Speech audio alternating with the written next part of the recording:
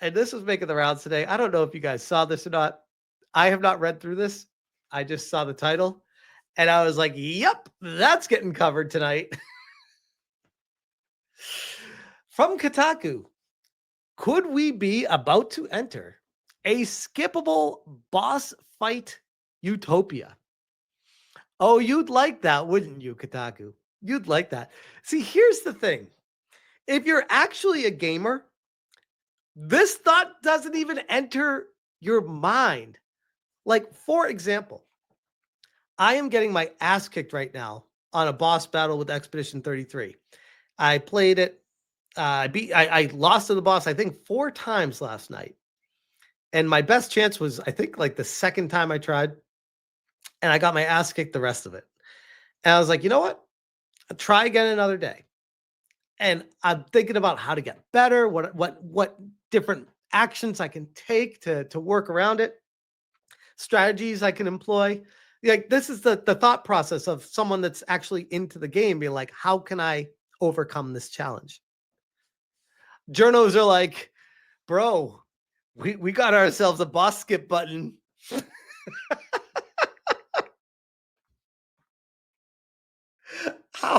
How does this even happen?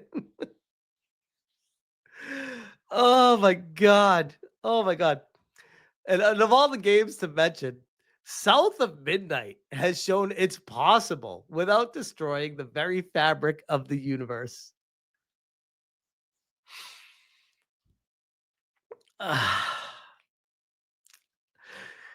if if you can't defeat the boss and you love the game, get good. And I'm saying that to myself too, by the way. Like, I love Expedition 33. I cannot defeat one of the bosses. I am stuck right now. My whole mentality is I need to get good and overcome this. And I will embarrass myself. I will do 25 live streams in a row and more of just getting my ass kicked by this boss over and over and over again. And it might even turn into a meme if I can never beat this boss. But you know what? I'm going to keep trying. That's what it's all about. If you could just skip it, what are you doing? Go play Tetris, bro. Like, what are you doing if this is how you go into a game? Anyways, in the gaming world, increasingly built out of Souls-likes, where the concept of the boss battle becomes a central game mechanic. All right, so first off, before I even go further on this, bro, if that is not your style of game, do not try to play that game just because it's popular and other people are playing it. Like, if you enjoy it, which I genuinely enjoy it, I love getting my ass kicked because it makes me try to think more, work harder, and try to figure out ways around it. Critical thinking skills come in, and a true, genuine sense of accomplishment when you do overcome it. If you don't want to deal with that, get the hell out of that genre of game. Like, what are you're in the wrong genre. Clearly, you're lost. Latino Heat says, South of Prophet was not a Souls-like. Good point. Some of us have been left behind.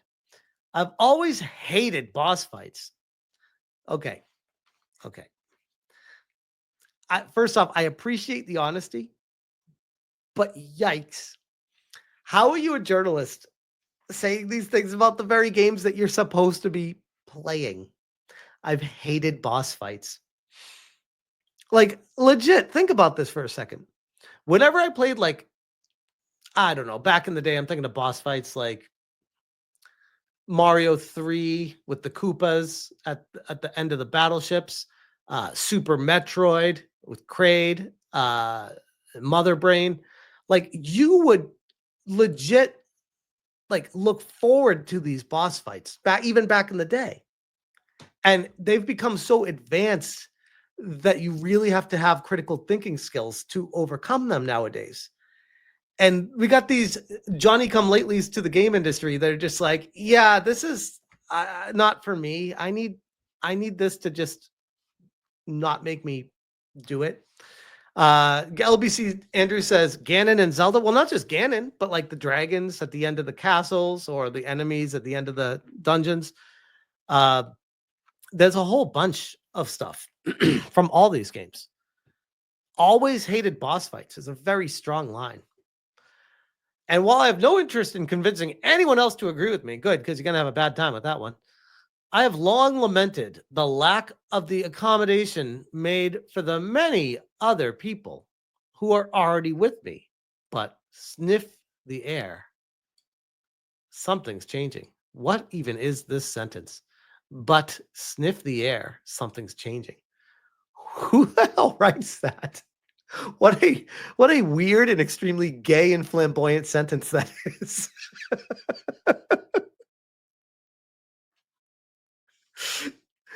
I recently loaded South of Midnight, interested to check out such a gorgeous looking game. Oh, of course, they're going to be shilling for South of Midnight. And was immediately delighted by the art. As Alyssa Mercante told us, it's art, guys. And the extraordinary performances in the cutscenes.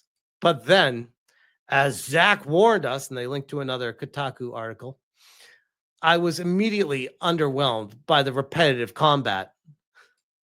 However, while idly fiddling through the game settings to see what was what, I saw a toggle I absolutely was not expecting.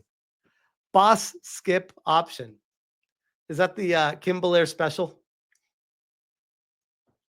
Boss skip.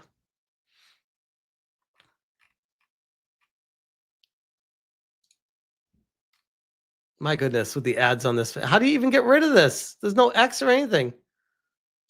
Oh my God. How, what, does this just, Kotaku, fix your shit. This isn't even an advertisement. It's this. What? Pause it. And it still pops up here. What the hell is wrong with you, Kotaku? Holy, let me zoom way in. Look at all the blocking, this gigantic white bar at the bottom. What is happening right now? Oh my God, what a mess this is.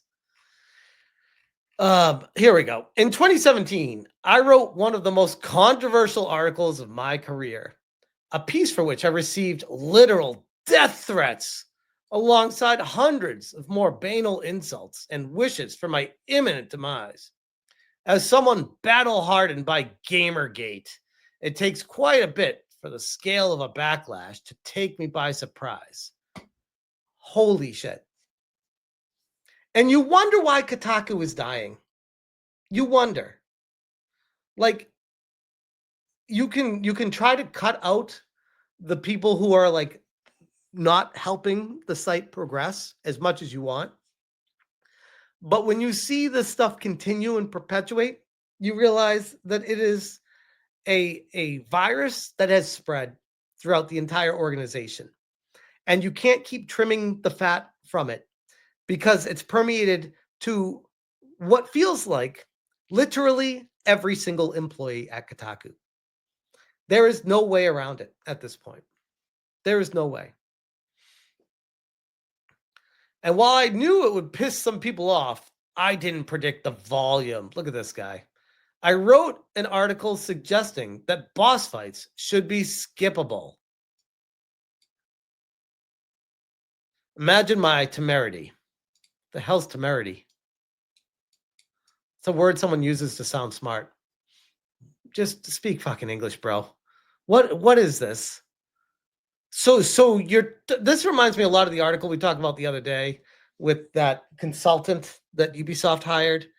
And she was like, oh, I received death threats and so much hate.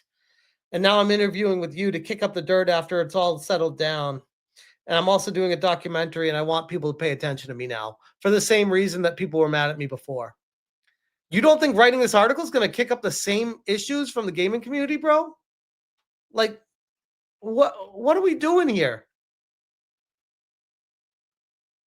There are so many games I've never seen the end of, but for YouTube, I suppose, because I just wasn't physically capable of completing the later bosses. I've never finished Metroid Prime. A Metroid Prime game. Oh my God. Oh my God. Metroid Prime bosses weren't even hard. like, oh my God. I think the most time I spent on any Metroid Prime boss was like maybe 3 tries on 1 or 2, maybe. The rest of them was basically first try or once I understood it the second try. Um, wow. That is definitely a sentence as well. There are other games I've been enjoying so much, but just had to abandon because every so often there'd be a difficulty spike of such enormous disproportion that eventually I'd lose all will to try. I would argue it's not difficulty spikes. I would argue it's user error where you need to be accountable for sucking and saying, I need to get good. I just can't. Instead of blaming someone else, like the developer, that, oh, it's just a difficulty spike. No, bro, it's you. Get good. I know that's like a trope that people say all the time, but it's very true. That's why it's said all the time. There are obviously a billion boss fights I've successfully continued. I bet a billion, bro. From the guy who said he's never beaten a Metroid Prime game, he's beaten a billion bosses. All right, sure. I've successfully completed, but almost none I've even vaguely enjoyed. For me and millions of others, they're mostly tedious obstacles that get in the way of enjoying the rest of the game. Tell me you don't like video games without telling me you don't like video games, or that you're pretending to like video games, that you are a tourist without telling me you're a tourist. Like this article is such a self-own that it's actually embarrassing. This is this is worse than I thought it was going to be. And I was expecting bad going into it. But my goodness. So it struck me, why not just let me skip past them? In fact, why not just have a button to play where it just plays the game for me? And I just watch the cutscenes and then I watch the game play itself and then I watch the credits roll. Why should I bother doing anything? Oh, wait, no, that he doesn't say that. It's kind of implied though. Who loses out? You, the dude that can't take ownership and accountability for getting good, loses out. Well, it turns out the answer to that question in 2017 was very angry people for reasons never quite comprehensively elucidated. What are these words? Elucidated? My being able to carry on playing a game I like without finishing a specific fight causes them great personal injury. No, here's the thing. And let me try to speak for everyone when I say this is we understand that skipping a boss fight does not impact us. We get that. The concern comes in when you start going down this road, how developers start pandering to people like you instead of the people that enjoy the challenge. That's why people get angry. If you can't beat the bosses, get the fuck out. Don't make these developers do extra steps for you to make sure you can also enjoy the game as well. I am so sick of this approach to the game industry that these people have. Get the game, get good, or get out. That's literally it. That's literally it. To skip over a boss is, I was told, both a moral and physical affront, and the addition of such an option would very likely destroy video games, if not all of society. All right, way to be melodramatic here, bro. I think you are trying to overplay the everyone else is an idiot and I'm the smart guy in the room here because I'm just asking for a toggle. When in reality, you're the idiot. And yet, in the months since South of Midnight released, I've yet to witness the collapse of humanity. How many people have played South of Midnight? Who even cares about South of Midnight? In fact, I've heard only a very few people talking about it. What another self-own to Compulsion Games, by the way, because nobody is playing it. How would he take this screenshot if he even got this far in Metroid Prime, by the way? Fun fact. This is not the very first time a game is offered a way past through spots. A fair few big name games let you skip entire missions should you fail them enough. Red Dead Redemption 2 and Days Gone, for instance, while many others will offer lower difficulty if you're flailing, aka Journo mode. But it's still vanishingly rare. And South of Midnight is the only instance of specifically being able to skip the bosses that I'm aware of. Let me know of other examples. Play some cozy games.